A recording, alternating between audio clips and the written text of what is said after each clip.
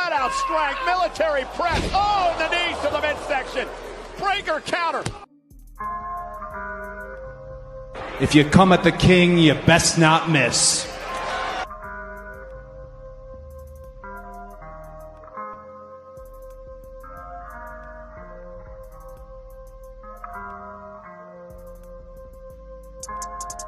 Ladies and gentlemen, the winner of this contest, and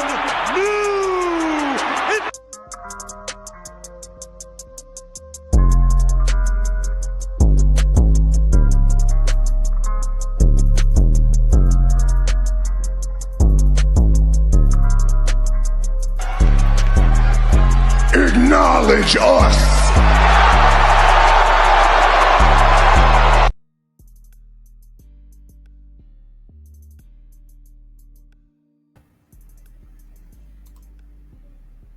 Hey, guys, we're here at WWE Raw. Cody Rhodes and John Cena face off in Scotland.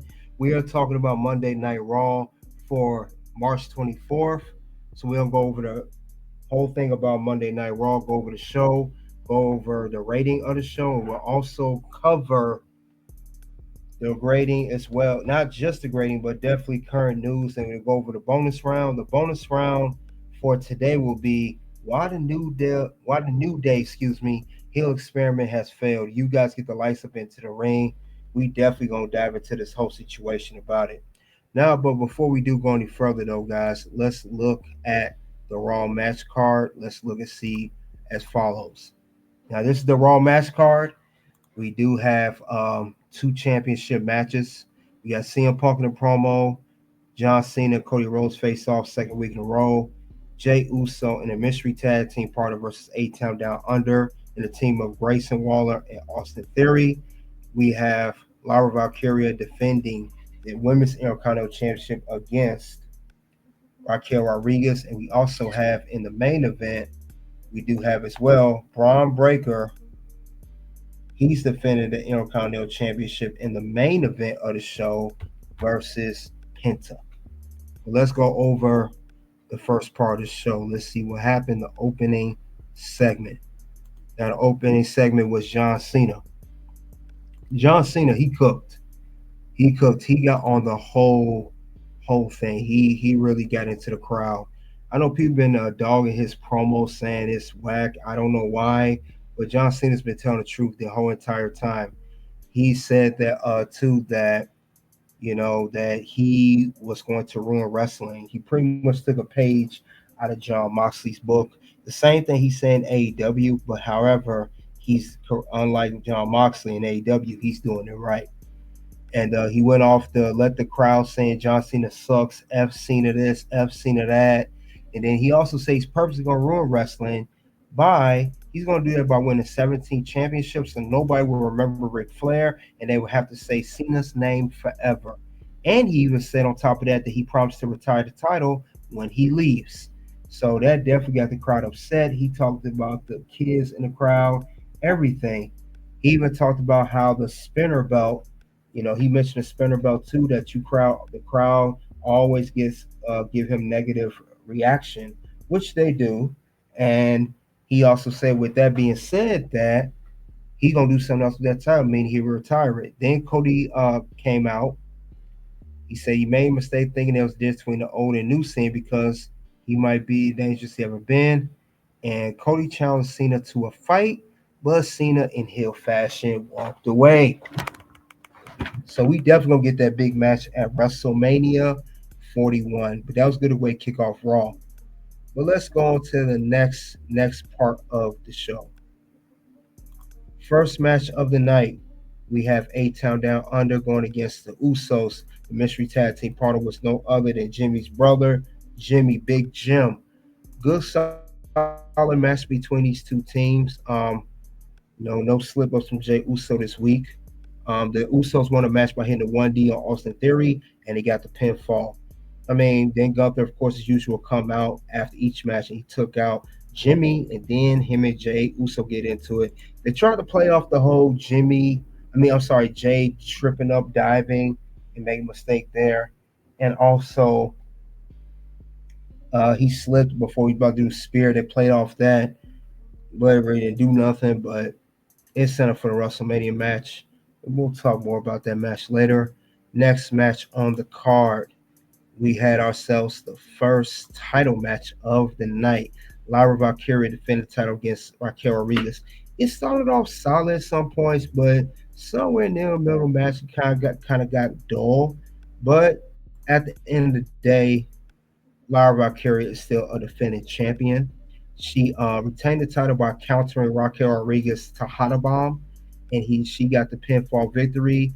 But she was attacked by Raquel and Liv afterwards. But she got some help by Bailey. Bailey came out and helped her out. She helped fend off Liv Morgan and Raquel Rodriguez.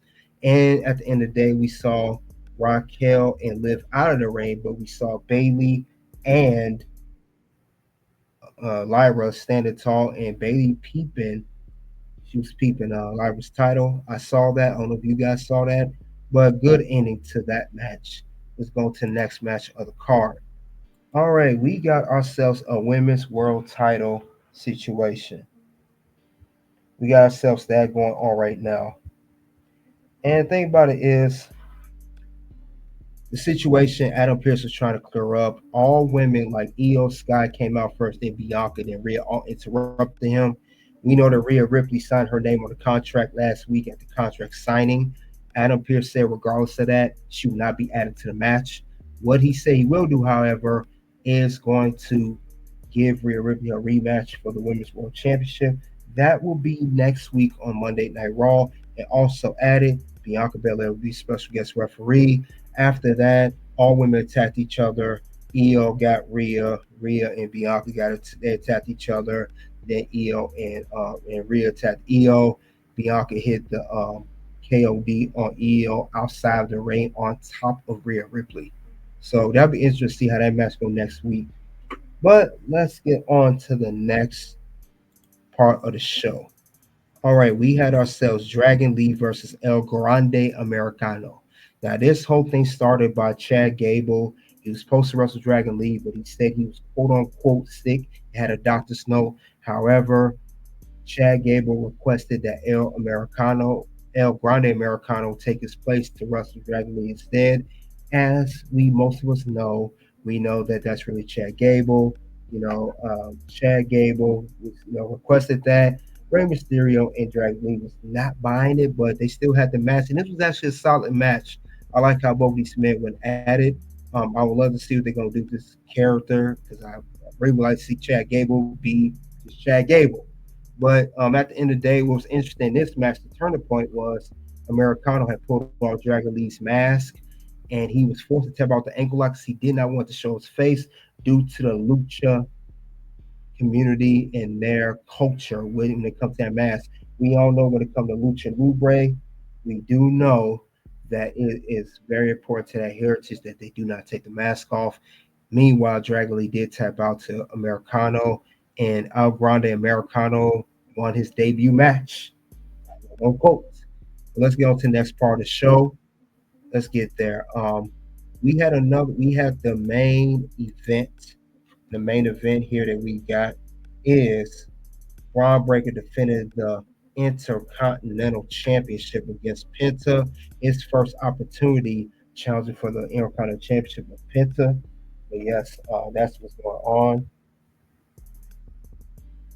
Also, I would say good match by these men.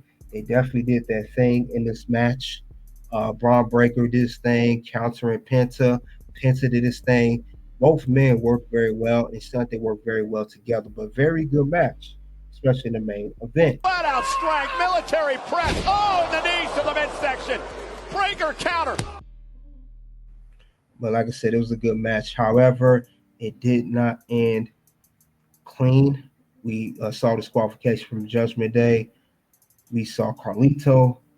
We saw Finn Balor and Dominic Mysterio all interfere. So that let us know that Finn Balor is still part of this Intercontinental Championship title picture. So that was the end of that. And at the end of the day, that was it. But Bron Breakker still is Intercontinental Champion. But let's go to a rating of the show. What did I think of Monday Night Raw?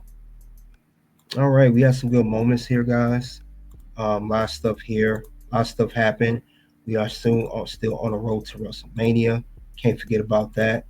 I would say when it comes down to my rating for the show, when it comes to rating, the grading will come down to a 4 out of 5. I give Monday Night Raw. I thought it was a solid show. It was some hiccups there that we'll speak on shortly. But I thought it was a solid show as a whole. Cena, he said some very truthful stuff in the promo. Like I said, I don't know why everybody's hating on Cena so much, but let's see what people in the community have said about Monday Night Raw.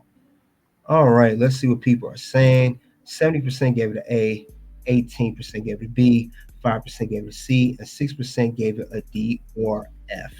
So you guys can always cast your vote at the Red Carpet Ring in the community tab section. But yeah, this is what I thought of the show. Meanwhile, let's go over what we're wrong and what we're right. Let's do that. We're gonna check that out. We'll check that out. We'll check that out here in a second. All right, we gotta go. What happened? All right. First things first. What went wrong? I gotta say this. If no one else says it, I like Chad Gable, but I feel like WWE has treated him like a joke now. This man, not too long ago, just re-signed with WWE. We thought he was going to be, if not Intercontinental champion by now, at least be in a title hunt to become Intercontinental champion, and that is not the case at this point. And at this point, this is something that's not okay with me. What's gonna happen? No. Words? You just made the list. So that's one thing I did not like about this particular episode. Let's move on to another part of the show I am not a favor of. We got to talk about this. I seen a shift here. I actually talked to Good Bread Wrestling about it. Jey Uso, his white hot run as Yeet, it's cold now. He's not as over he was. It seemed like Jey Uso, we think that he's the number one man in the company because at one point, not right now, but at one point he was the top merchandise seller. According to research, he's not so much anymore. Since then, I will say as well, Jey Uso he's a hype man. He goes off energy and he goes off of that. And I think that's why he botches sometimes, like he did with the dive last week. And I think even his promos, he gets stuck on the promos. He kind of pauses or he gets too emotional. He goes off adrenaline way too much. However, Jimmy Uso's complete opposite his brother. He's way more comfortable in his promos and he takes his time before he does moves. I just want to say Jey Uso, his run that's getting cold, it's going to end up hurting him if he does win the world championship at WrestleMania 41 against Gunther. That's all I'm saying. But with that, it's not cool. What's gonna happen? No. Words? You just made the list. That's another thing I saw about this episode of Monday Night Raw. And I may even touch on this even more about this at some point. But let's go over another part of Raw I didn't like. New Day, they had a segment. Now they want the tag team titles. Like, it took this long. But I'm gonna talk about New Day. I don't want to get into it, but this here is just something else, and it's just not going. It's not going well as planned. What's gonna happen? No. Words? You just made the list. However, let's shift over to what went right with Monday Night Raw. We gotta talk about that. There's some things that did go right with the show this episode, and we gotta talk about it. First off, let's talk about John Cena. John Cena, he speaks the truth again in promo, second week in a row. I like how this new John Cena character, even though he's a heel, he's speaking truth, and he's speaking how the fans felt about him for years, especially over the last 25 years. And he's really he's continued to personify his heel character, and that's a plus in my book. Yeet. So John Cena, he's definitely going in.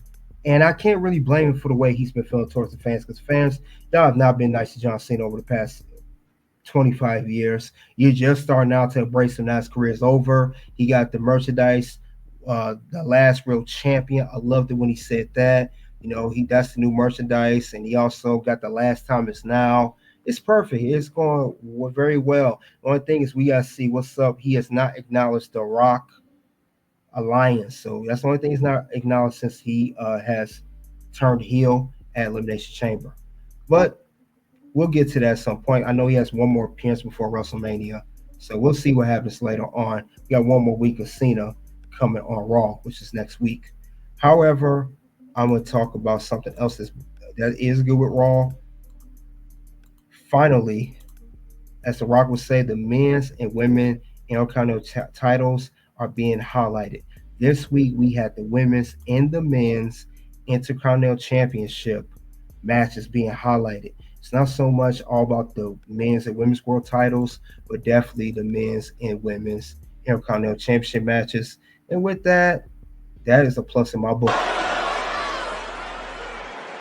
Yeet. So I like that too. That is a very good thing.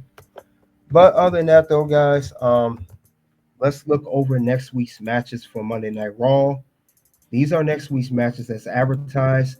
We do have the Women's World Championship match. Rhea Ripley gets a rematch for the world title. This is the last opportunity she has before WrestleMania 41. And this time, Bianca Belair will be special guest referee. I don't think it's going to end well clean. I do see this being a triple threat still, regardless of Bianca being special guest referee.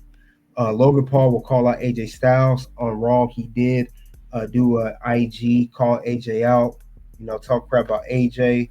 So we're going to see that further storyline going along next week. We do have a one-on-one Jimmy Uso versus Gunther next week on London, England, Monday Night Raw. And, of course, the last appearance of John Cena before WrestleMania 41, Cody Rhodes and John Cena Part 3 face-to-face. Maybe John Cena will actually speak to Cody this time and say words besides saying one word. But other than that, you guys let me know what you think. We are going to move on now. We will go to the current news. Current news, guys, if you guys didn't know, Gail Kim is out of TNA. Gail Kim, who used to be in WWE, she is more known for TNA, a former TNA Knockouts Women's World Champion, a TNA Hall of Famer. It says here that TNA has sent out emails saying that Gail Kim, Ariel, I can't pronounce the name, Rob Kliegman, and Michael Shruzchenko are leaving the company. It didn't say the reason why she's out, but this is shocking due to Gail Kim's history with TNA. I don't know how you guys feel about that. Gail Kim is no longer with TNA. She was a producer over the women's division. She was involved with a lot of women's stuff going on in TNA. As we know, TNA has resurged. They're at a resurgence point now. They quickly climbed up back to where they were, especially with the partnership with WWE. So it sucks to see her go. Hopefully she finds, other work, and wish the best luck in her future endeavors. We got more news, however. All right, good news, one part. The show LFG, Legend Future Great, will be renewed for season 2. Now, this is a new episode, says, Eyes Up here with Francine. There's rumors swirling about The Undertaker making a political power move to replace Mickie James with his wife, Michelle McCool, on WWE's Legend Future Great, LFG, abbreviated, have caused quite a stir. It's the dead man politicking.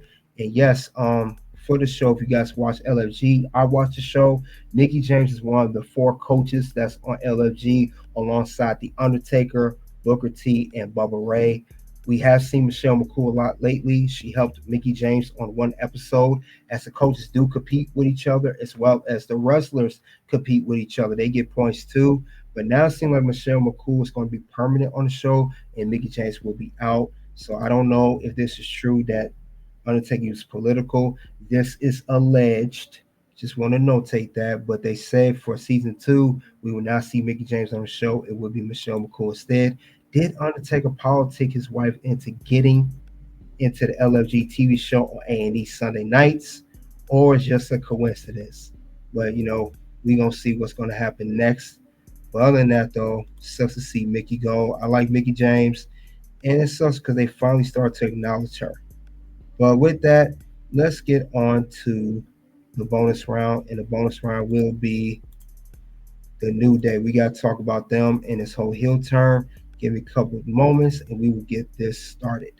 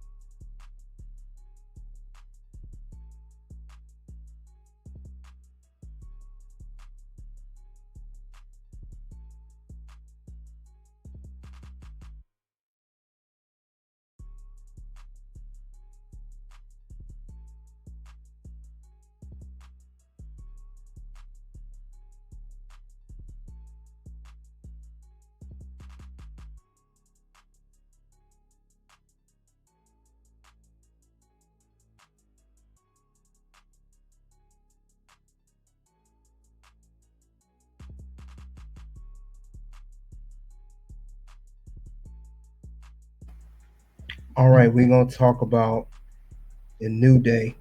Um, we're gonna talk about why the New Day heel persona has been a huge failure. Now, when these two first went heel, we thought it was gonna go somewhere. On the episode of Monday Night Raw, we thought it was really going somewhere. We know that it seemed like Kofi and Xavier, they started out with these two going at each other's heads. We know that was the case there. But we knew that one of these two was going to turn on one another. We do remember that too.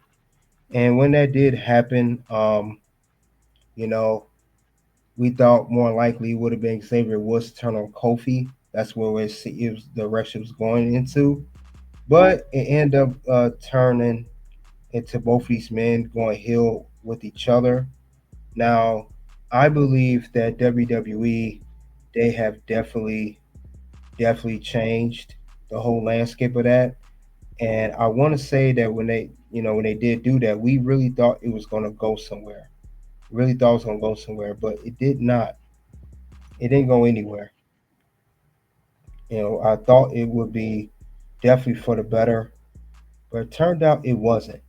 And the thing about it is, I know Triple H has spoken about how storylines sometimes may go left and it may not make sense, but this is one that definitely is not doing anything.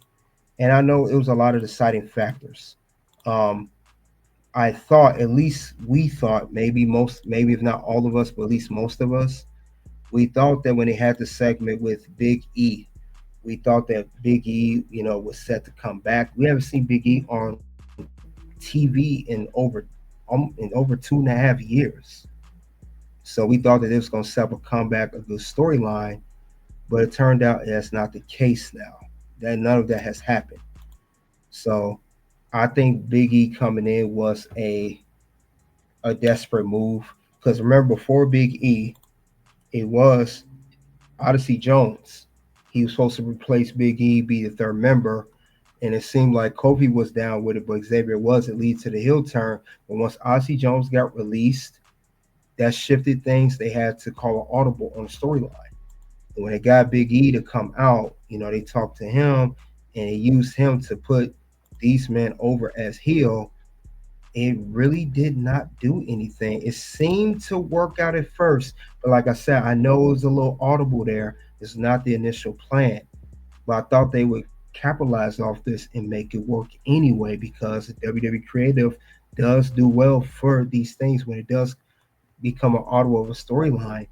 But I have to be honest, it has not done anything. This stuff has been a big failure. They had Big E come out of nowhere. He has been seen God knows how long. And they used him to put the New Day over. And it didn't do anything for these men. Nothing. And I have to say, they have not done nothing since their heel turn. New Day has done nothing at all. I mean, we think about it, it's the same old thing. It's mostly redundant segments, no major storyline, and not even a title hunt until now. I mean, we get that they had the heat, the crowd was blowing them, but nothing big has happened. Nothing big has happened with these men, and it sucks because it should have been New Day deserved better. So I don't understand why, but it's just a huge fail. And I'm not happy with it. I'm not happy with it at all. And like I normally do, like I do with my what went wrong, this definitely go on the list like no other. What's gonna happen? No. Words? No. You just made the list. They definitely went on the list. Not because of them, because of the booking. And I just don't get that. It's nothing that's working for these men. Nothing has worked. It's been a big fail for these guys. And we see that. We understand that they have the heat. The crowd does not like them, but they have not capitalized off that. That's all we saw for most of the part since they turned heel. They're completely drowned out by the crowd. The New Day sucks. We get the New Day sucks, New Day sucks, New Day sucks.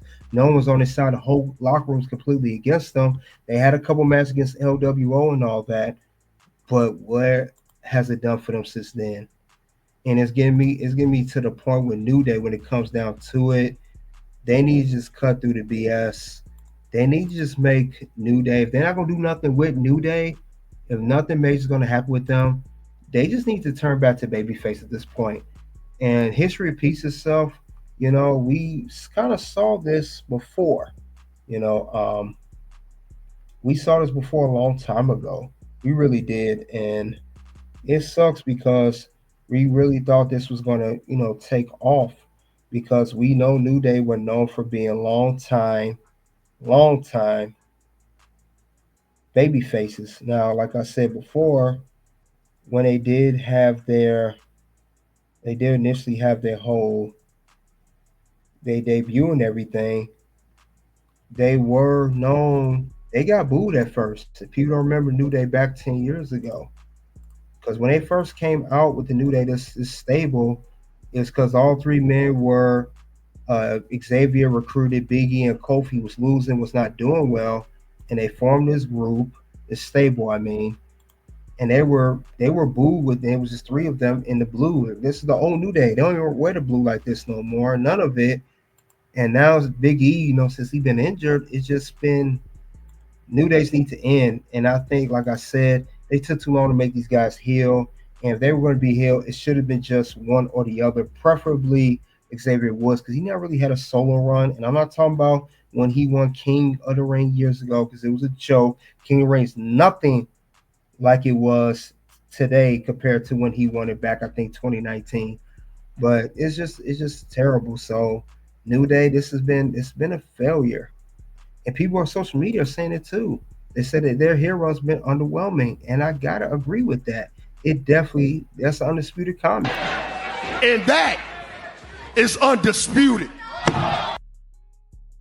So it's very true. The heel run has been underwhelming.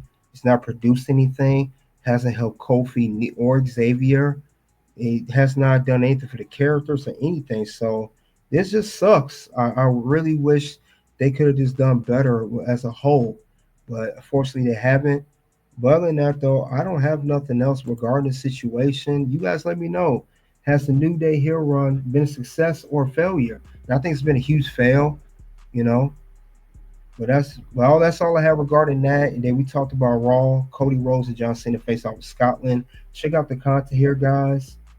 Until then, guys, you already know what it is at this point. It's O-U-T. Something happened this weekend, and I have been struggling with it since I retired. But this weekend gave me closure. Wow. It really did. Like, it was fun. Obviously, it was fun. I mean, you can't, doing this for as long as I have and